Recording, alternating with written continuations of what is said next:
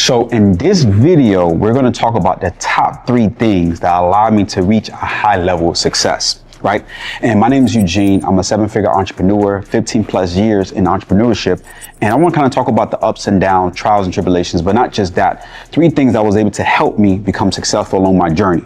And you see, a lot of times people think that you got to have a lot of skill sets. You got to have a lot of money to become successful. And that's false. You see, the thing that you need to have, number 1, is you have to have discipline. You see, a lot of times people are looking for motivation. They're looking for motivation from other people, from mentors.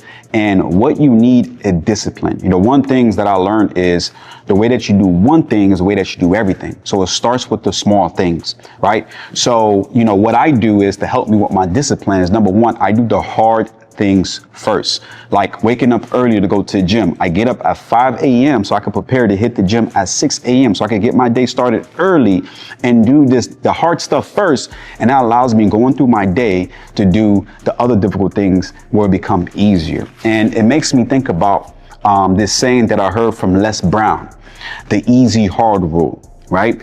And what that means is if you look to do what's always easy in life is going to be difficult on the back end. So you got to look for shortcuts, the easy route out. It's easy not to go to the gym.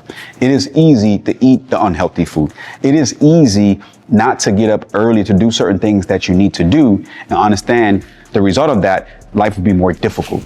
All right. Opposed to doing the hard things, going to the gym, eating the right foods. Guess what? That's going to lead to a healthier lifestyle. You're going to have more energy to accomplish things that you want to accomplish. And you can bring that into your business, your career of doing the hard stuff, studying, getting in rooms, learning more information, doing things that other people don't want to do. That's going to help you advance further. And the back end is going to be easy for you because guess what? You are going to reach a higher level of success. So part of my routine is getting up early, start with my devotional, hitting the gym in the morning, doing the things that I want to do, doing the things that 99% of people don't want to do. And that allows me to have a competitive edge. All right. So discipline is very, very important. So you got to be disciplined in all areas. And not just that. One of the things that I want to talk to, and this is going to be for the men and not just the men, it's also going to be for women as well, too, is what I realized, the people that reach high level success and maintain success is the people that are stable. They're stable at home. And typically people that are married. You see, a lot of times people that may be single, it's a lot of distractions, right? Looking to date other people, looking to do different things, whatever the case may be. And they're not as disciplined, not as stable. And typically it's more difficult to reach those success levels because they're distracted plenty of times. They're going out on the weekends. They're going to parties, right? Whatever the case may be, they're going out with friends. So you have to understand that, you know, what I realized, people that are married, you look at like a high level entrepreneurs, people that are married, typically they can maintain their success, right? And what I want to talk about right now is just looking at this, and we all know with Diddy, what's going on with Diddy, right? And with Diddy, Shannon Sharpe. And what I think about those men, guess what? They're not married.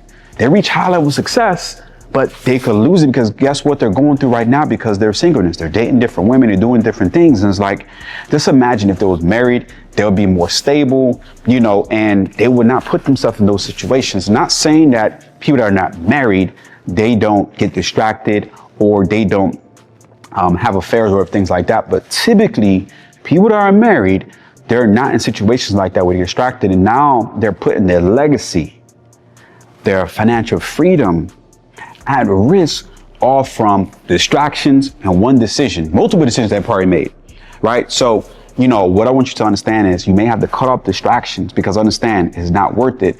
And this is where discipline comes in that. So a lot of times people run away from commitment because they want to run away from discipline. And guess what? Now they're going to live a difficult, more life because of they was looking for the easy route in the beginning. All right, cool. Your 9 to 5 pay the bills and a 6 to 10 builds the empire. I heard this quote from one of my mentors. And you see a lot of times, you know, people say, you know what, well, I'm tired from work where I can't work on my business idea or I can't do this. And I'm tired because I left my 9 to 5. And you know what my mentor said is, guess what? You're not tired, you're uninspired. Because you're inspired by your dreams and aspiration. Guess what? They will keep you up at night. And this is why you got to have big goals that scare you. That's going to keep you up. That's going to motivate you to make it happen. But also you got to have a strong why, whether it's your family, your kids, your future, whatever the reason why you want to start entrepreneurship to help you go to the next level. All right. So how do people build a business while working a 9-to-5? And, for me, it was more easier for me to be able to build my business working 9-to-5, which sounds funny, right? Because I'm working my business part-time, but I had a stricter schedule, right? Because I had to work my 9-to-5 job, right? I was on the schedule doing that. And then after my 9-to-5, I would work on my business. You see, sometimes people think once you jump to entrepreneurship as a full-time entrepreneur, things are going to get easy. Sometimes it's not, because you may not be disciplined. You are self-employed. You don't have no one telling you what to do. So when I was working my 9-to-5, I worked my 9-to-5, and then I'll set my plan to be able to work on my business 6 to 10 to build my empire. And what motivated me to work on my 6 to 10 was my job. Some of you guys are like, man, how does that motivate me? Because I didn't want to be at my job no more. You know what I'm saying? I was tired of it. And that motivated me. You know what? When I get off of work, I'm going to work on my business idea. I'm going to build my business plan. I'm going to execute from my, after I leave my 9-to-5 and work on my business plan. So if you're watching this, you got to understand that you got to, set a schedule. You don't have to be full-time working on your business after your 9-to-5. You can work part-time on your business.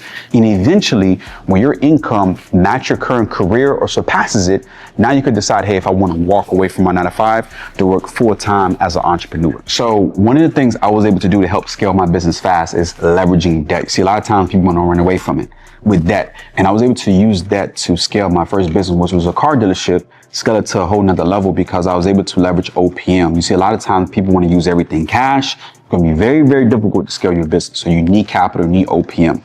And what I want you guys to think about is, think about Apple, right? They're a $1 trillion company. They still use debt to this day. You have Amazon, who's a $1 trillion company. They still use that to this day to be able to scale their business to a whole nother level. So what makes you think that you're looking to obtain financial freedom, looking to become successful in your business without leveraging debt? But you got to understand the difference between debt. You have good debt and bad debt. You see, bad debt is when you borrow money and you're using it to buy personal things. You're getting materialistic stuff. You're getting clothes, designers, going on vacation with borrowed money that's not going to bring you a return on investment. That's bad debt. Instead, when you borrow money, you want to use that money to invest to get a return on an investment. Now you make that return on investment, you pay back the bank, and you keep the difference for profit. And this is what all big corporations and big companies do. So if you're looking to go to the next level in your business, understand you got to leverage debt. And one thing I want to talk about is a story that I heard in the Bible that my mentor told me about was King Elisha, right? In Kings 4. And he was talking to a widow. It was a widow whose husband passed away, and a debt collector was looking to collect money from that widow and was like, hey, well, we're going to take your sons for slave to pay the debt for your husband. Obviously, she didn't want that to happen. So she went to the king and asked the king, what can you do? I have this situation. And the king didn't give her a handout. He wasn't like, hey, well, here's some money to pay down the debtor, pay the debtors. No, he said, what do you have? And she's like, well, I could make oil, but I don't have enough. He said, go borrow oil. Okay, sell the oil, go borrow jars, go borrow jars to put oil in it, sell the oil, and then pay back the people you borrowed the jars from and keep the difference to pay off the debt and live off the rest. That is a prime example of how you use debt, by leveraging OPM, leveraging other people's money to build success, to build a business, pay them back, and live off the profit. So if you're watching this, you're looking to become an entrepreneur, understand it is okay to leverage debt, but you have to learn how to use it the right way. And this right here allowed me to really, really take my business and take my life to a whole nother level, understanding that I'm the biggest investment, not stocks, not crypto, not someone else, but investing in me. So you got to understand you have to invest into yourself to get a high return, because you pay the highest return on investing. So getting in rooms, paying for a mentor, paying for knowledge, paying for information, because information will lead to a transformation. So understand you are the big investments. You got to invest in yourself to get in rooms and get outside your comfort zone, because your comfort zone is keeping you broke. So once I realized, when I began to invest, and one of my biggest investments was when I invested over 100K into a mentor, right? That changed everything for me, because number one, I invest a lot of money. So I need to get my return on my investment back and make profit. But the second thing was I got in rooms where people was doing better than me, that was making $10 million a year, 8-figure earners, 9-figure earners. So what that did was motivated me to execute much quicker to get the result that I want and that I desire. So don't be afraid to invest. So if you're watching this and you want to learn how to get started in entrepreneurship, you want to learn how to get started in business, you want to learn how to get access to OPM and business funding so you can start generating passive income, go ahead and click the link in the description to go ahead and tap in with us. We're doing a free workshop that we do weekly where we give you information, we give you the resources, we give you the tools, and that way you can execute, get the results, and live life on your own terms. So I'm gonna see you in the next video. Make sure you like and subscribe, and I'm gonna see you at the top.